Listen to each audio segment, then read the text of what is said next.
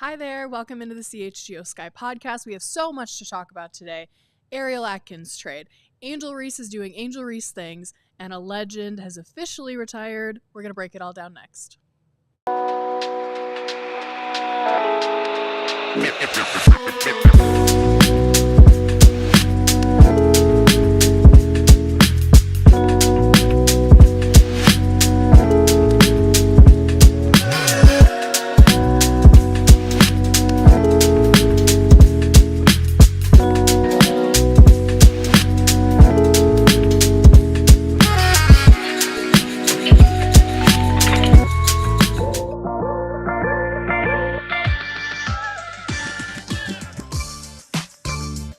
Hi guys, welcome to the CHGO Sky podcast.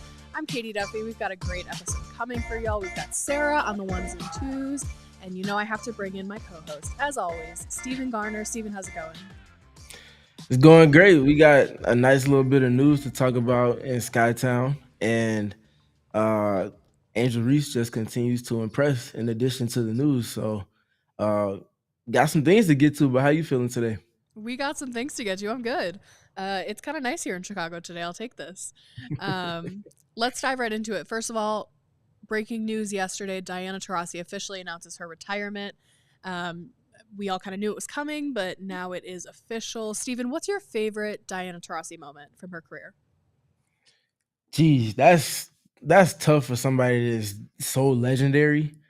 I think outside on my best memory and kind of make it plural is the reverence that she has from competitors, from people that don't care much about basketball, from people that are diehards about basketball, from the collegiate level, women's and men's side, the professional level, obviously women's, but especially on the men's side as well. Her relationship with the late great Kobe Bryant, obviously the reverence that persists with LeBron James and a ton of other professional athletes on the men's side of things. Reverence, not just given off of her talent, but earned. And the ways in which she wore that, I think, is speaks to her gratitude for the game, but it also really differentiates herself from any other athlete in any other professional sport that's played on a professional level. So salute to Diana Taurasi, one of the GOATs. I think there are conversations to be had about who's the GOAT, but regardless of who your GOAT is, she's firmly entrenched in those conversations. And last thing, sustainability. Who plays that long and is that great at that level for that long? Very few Like people, usually you see yeah. some drop off. She like even last season, she still put the ball in the basket at a top 15, top 20 player in the league level. And that's for someone that wasn't to the best of her abilities, which she admitted. Like that's insane. So shout out to Diana. Truly one of the greats to ever grace the hardwood. Yeah, absolutely one of the greatest of all time, if not the greatest of all time. Three-time champion, MVP, two-time finals MVP. Personally, I think I have two favorite moments.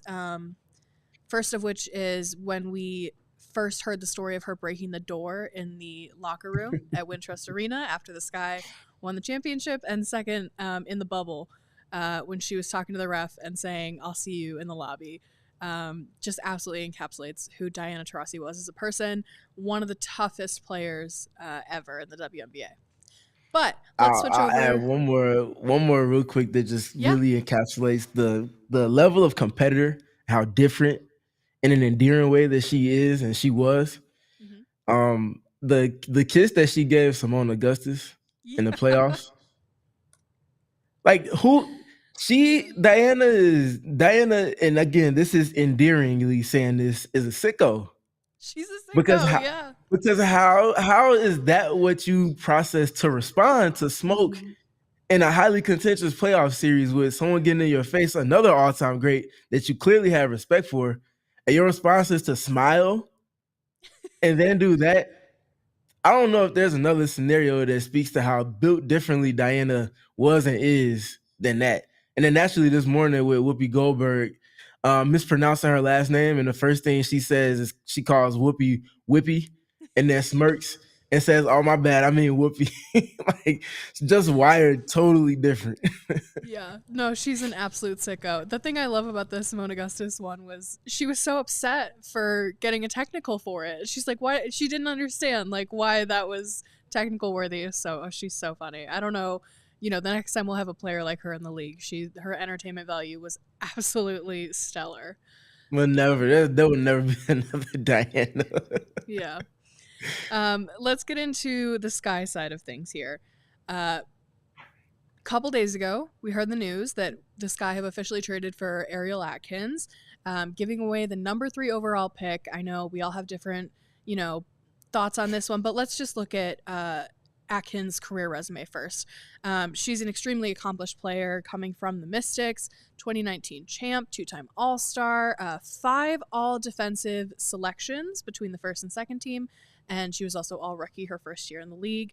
An absolutely fantastic player that the Sky are getting, regardless of her fit here or what they gave up for her. That's completely undeniable. Steven, I have a lot of thoughts on this, and I think this is actually the first time that you and I are on different sides of something. So I'm curious to hear your thoughts. Number one, on ARIEL Atkins as a player, and then also on what the Sky gave up for her. Yeah, so we can start with ARIEL Atkins, the player. Perennial, and I mean perennial, all defensive team caliber defender. And in terms of things that Tyler Marsh has spoken to, desiring for the roster that he would be coaching, and in terms of the things that Jeff has noted that he's looking to attain in terms of roster building, she encapsulates more of that than anybody else that they've brought into their context. The 3-point shooting, the defense, the leadership, the intangibles. ARIEL is every bit of all that they've desired to put around Angel Reese and Camila Cardoso. And in addition to that, conversations we had in our last podcast speaking to Courtney Vandersloot and being able to get the most out of Sloot by insulating her with length and athleticism and IQ on the defensive end of the floor, but also players that can put the ball in the bucket on their own terms, but also complementary to Sloot's style of play on offense. Again, all those boxes checked off in droves from ARIEL Atkins.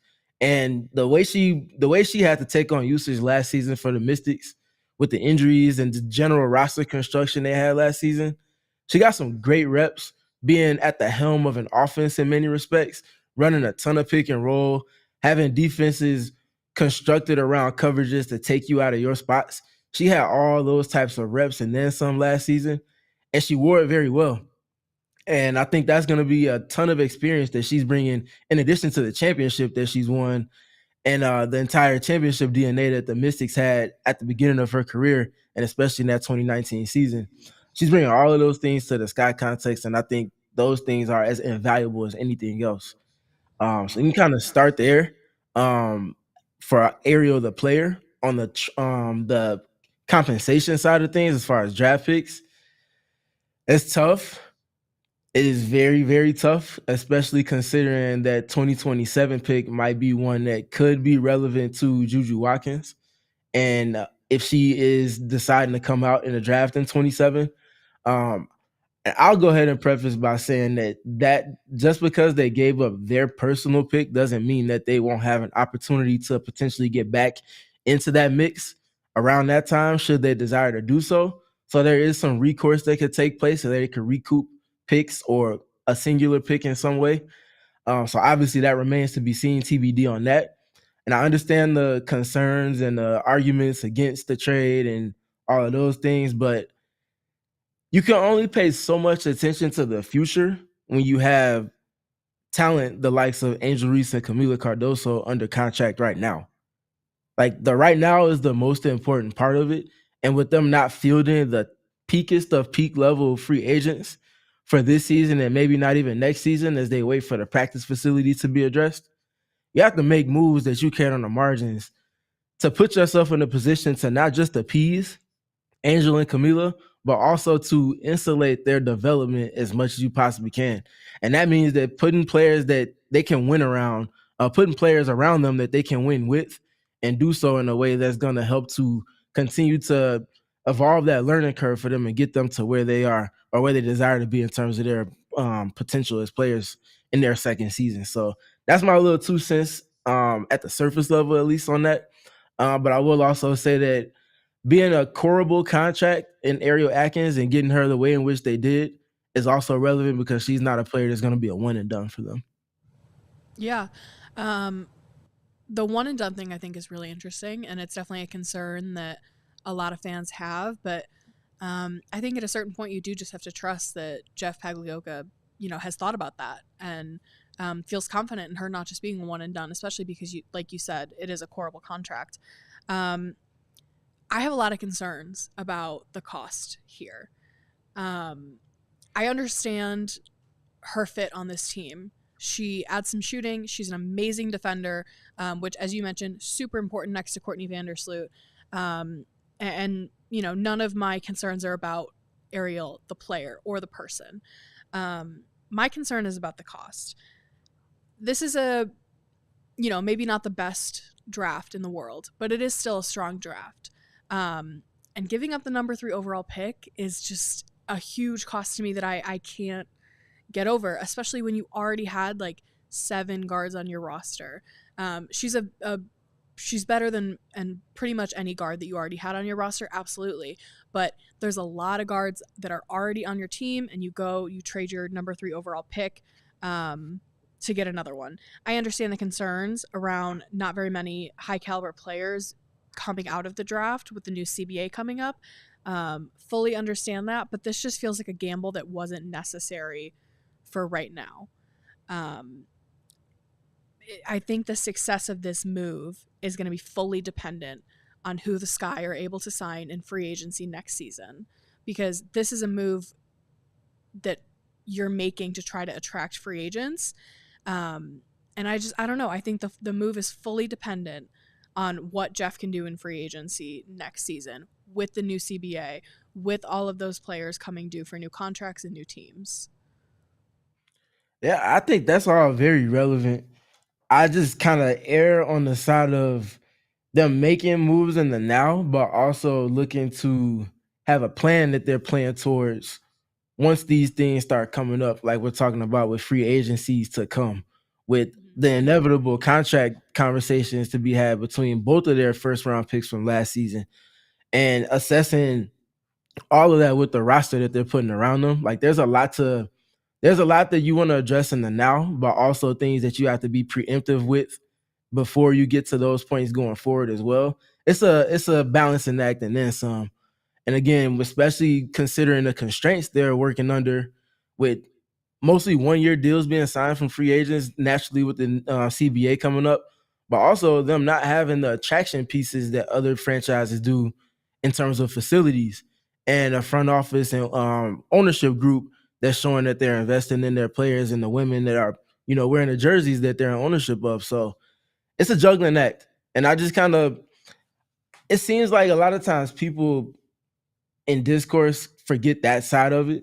Like I always hear people talk about what they would do if they were in this situation, this, that, and the third. But you're not considering the entire context of where the negotiations are starting at and what's being considered from an outsider looking in as they assess what's going on in Skytown right now. So I just kind of advise people to generally look at the entire scenario and kind of try to think about it from multiple perspectives past just the one that's going to put the Sky in the best situation. Yeah, I definitely hear that. I think the last piece of it for me is the contract length here. Um, we talked about Ariel being a horrible contract, but getting a rookie on a much cheaper deal than you're going to get them on next season, I think is a big cost. But pros and cons to everything. At the end of the day, Ariel's an amazing player. And now we, look forward to where she's going to fit in this lineup. Steven, I know that you want to talk a little bit about starting lineups and wing depth. So let's start with this. Do you feel like the Sky needed to make more moves to get a wing on the roster? I do, because injuries happen, matchups are very much a thing, and one of the biggest points of dictation for rosters in the W and in all of basketball right now, wings, wings, and wings. Like wing stop. The more wings you can have, the better. And if you have multiple wings that bring from different size, different skill sets, different dynamics, different intangibles, if you have those things at your disposal, that unlocks so many different types of lineup versatility that you can lean into for certain opponents. Certain lineups you might lean into against the Liberty are not going to be the same that you lean into against the Mercury, are not the same that you would lean into against the Aces. And when you have that optionality at your disposal, especially as a coach, that leaves you with free reign in terms of scheme to where you don't have to feel like you're restricted or put in a box. You can empty your clip in multiple different ways. And I think that is the position that Jeff was looking to put Tyler in more than anything else.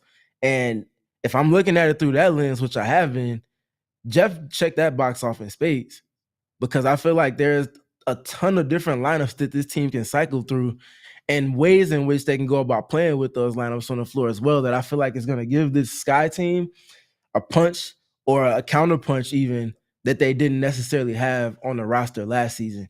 And that being solely from those four wings that we're going to be speaking to in obviously Kia and Rebecca Allen and Michaela Onyenwere, and naturally also Ariel Atkins. Yeah. I want to get a solid starting lineup from you, but first let's take a quick break here.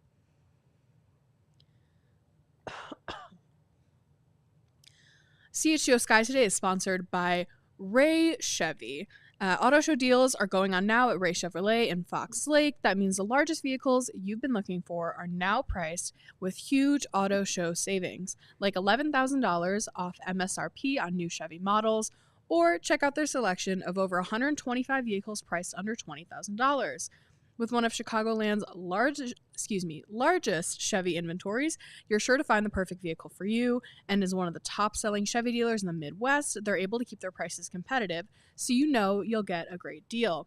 Plus, the raised price promise lets you shop confidently because a guarantee of no add-ons, no hidden fees, and no gimmicks means the price you see is the price you pay. You don't have to worry about price changing, stressful negotiating, or any tricks. The people at Ray Chevrolet just want to help you get into the right vehicle at the right price. Go see for yourself. Visit our partner this February at their convenient location right on Route 12 in Fox Lake. And don't miss out on their auto show sales event going on all month long.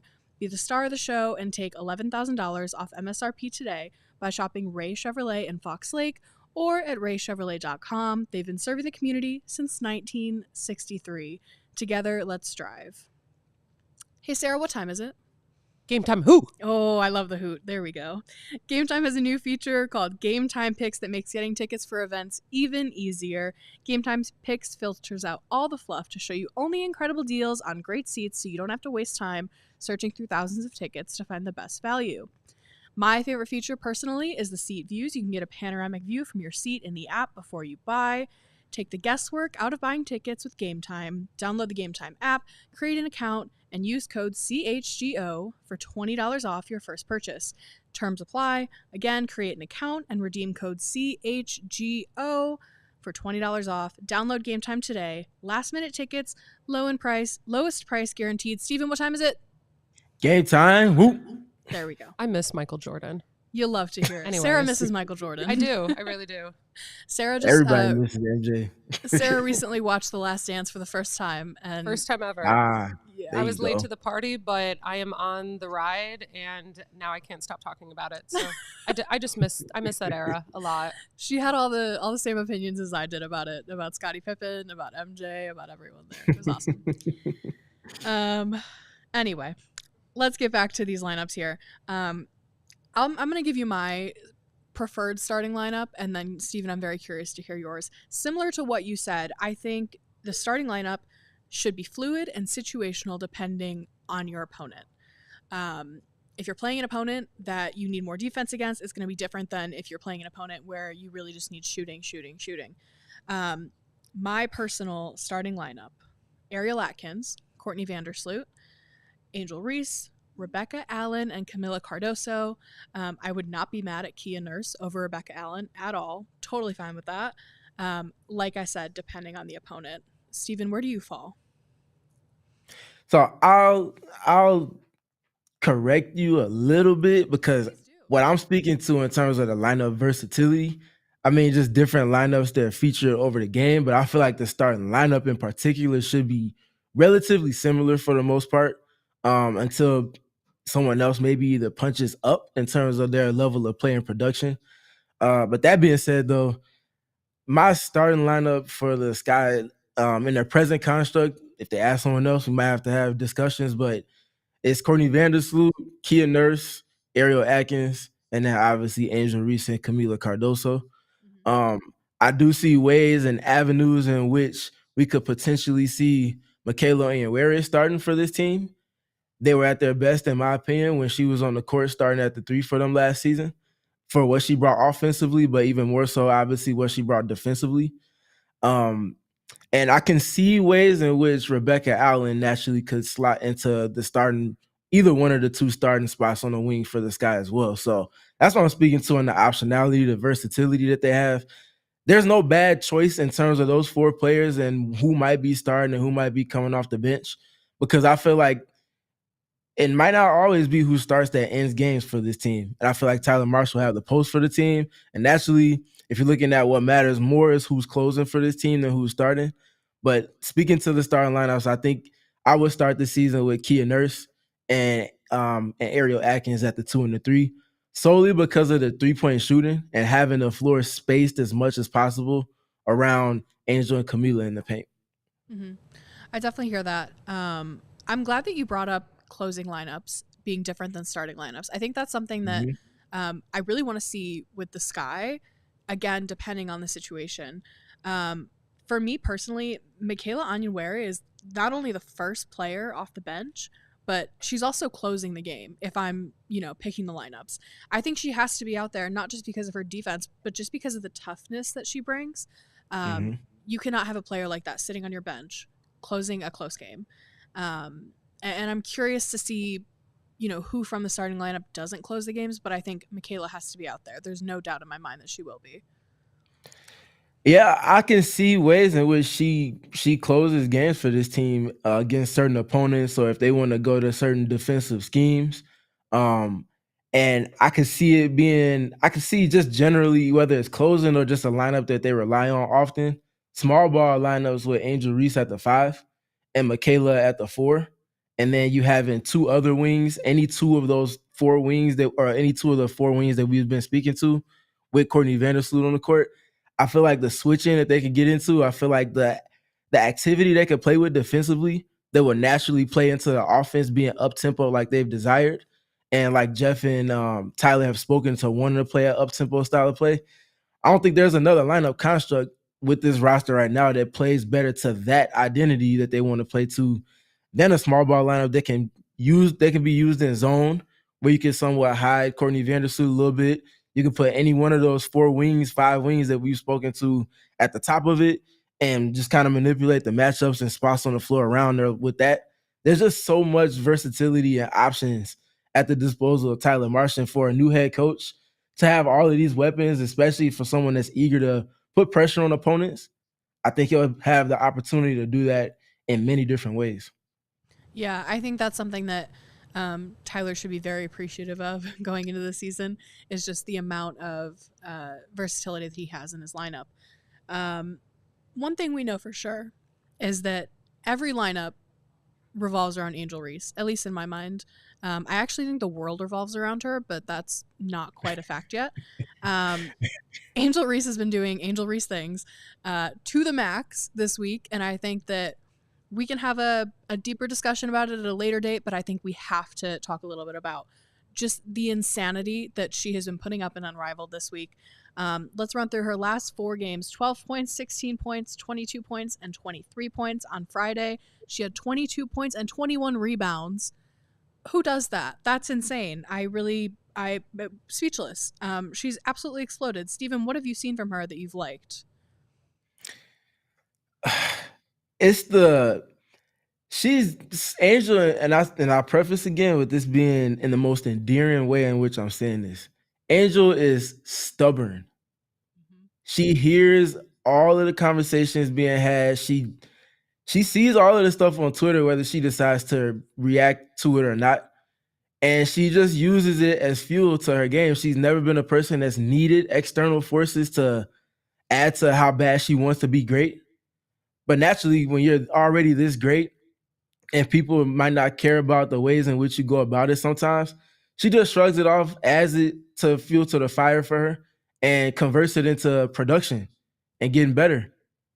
All of the she's not in the gym because she's at the Met Gala and she's doing all of this other stuff. All this improvement we've seen over the last month and a half with Unrivaled. Where are those conversations and discourse now? She's in the gym with all types of legends, in particular Lisa Leslie, and she's not just in there, chummy chummy. She's in there putting in work, building up that sweat equity, getting her footwork right, the touch around the basket, the handle, the passing. The defense still finds a way to uptick, and that was already great last season.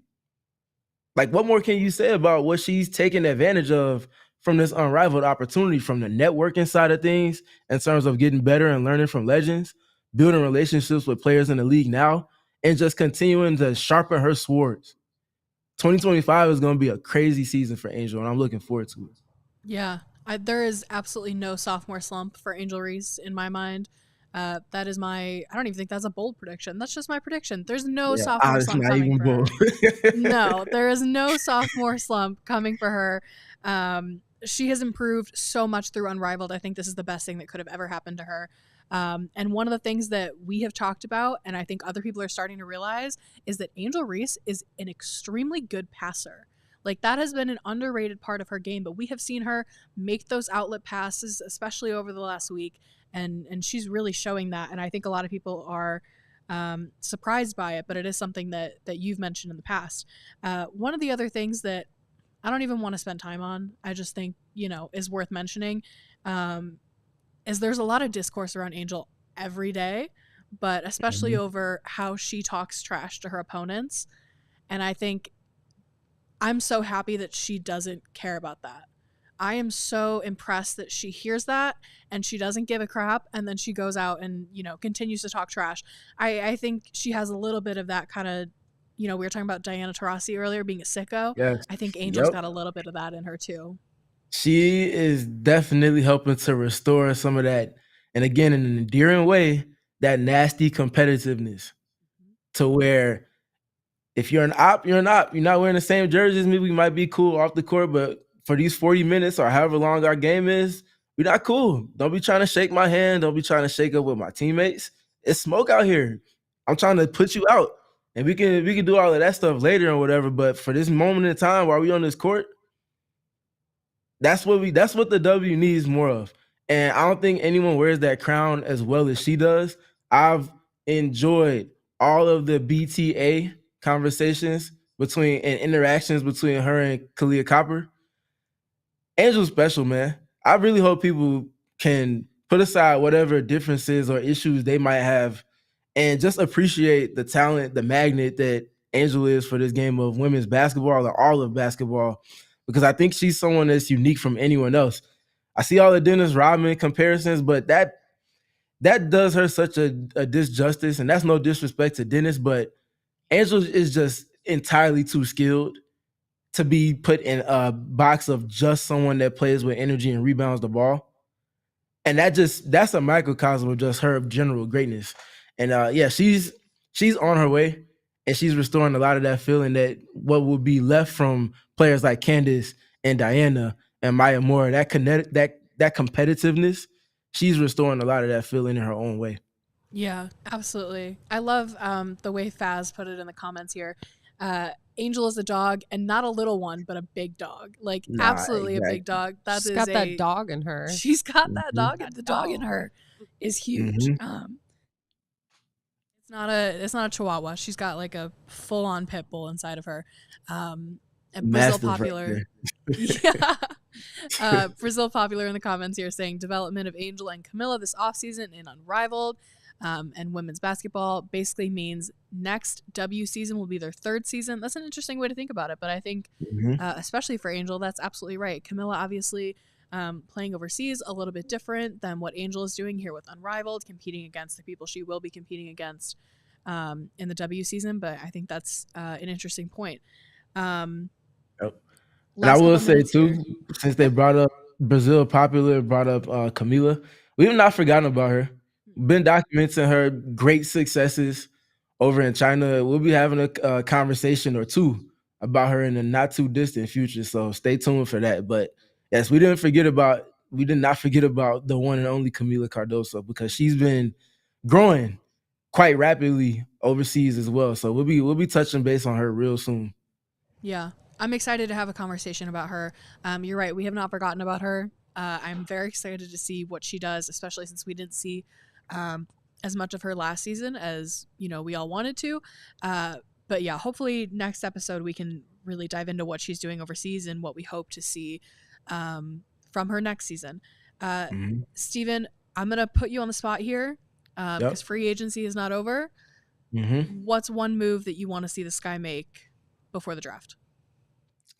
Oh, that's a great question, actually. And I feel like they might have already addressed what I was looking for in bringing in Arella Garantes on the training camp contract. So she'll have to naturally compete for a spot on the roster, but she fits the description of everything I'll be looking for in terms of them bringing in a younger player that they could develop that would be under team control if she does make the final roster going into the season. And she's someone that's shown to be very, very good. As recently as the 2022 FIBA World Cup, she averaged 18 points, 6.5 rebounds, 3.5 assists, and 1.5 steals per game for her native Puerto Rican national team. So this is a player that's rapidly growing. That was 3 years ago. She's just good. I think that's the best way to put it. And she's going to have another opportunity at a WNBA roster coming into training camp this upcoming season, which is 60 days away from today for people that haven't been keeping an eye on the calendar. So that's not far away at all. You blink and it's going to be time for W basketball to be back. We'll be at media day and getting ready for the season with a concrete roster to assess. I'm so pumped. I'm ready. It's time. Somebody in the comments mentioned Kennedy Carter. There's no news there. Yeah. I got nothing for you. She hasn't signed anywhere. There's no news on Kennedy. It's a tough situation there as far as her not having already attained a position on someone's roster.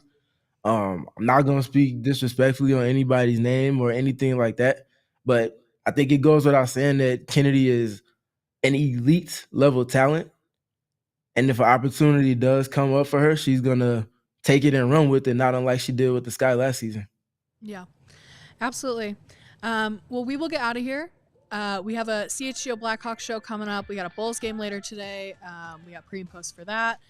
Keep an eye on all of the Bears coverage that is coming out of the NFL Combine. They are killing it out there.